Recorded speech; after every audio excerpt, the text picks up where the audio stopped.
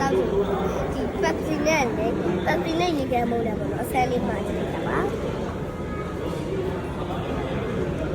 အစိတ်စိတ်လေးနဲ့လေဒီပေါ်မှာရေခဲမုန်းလဲစားလို့ရတယ်အေးလဲစားလို့ရတယ်နော်ဘာပြကြက်ပေါက်တော့ပါလိုက်တယ်ကိုက်ပြီးတယ်အားလုံးမစားကြပါဘူးစိတ်ခေါ်လိုက်ပါတယ်ဟုတ်ဟုတ်တ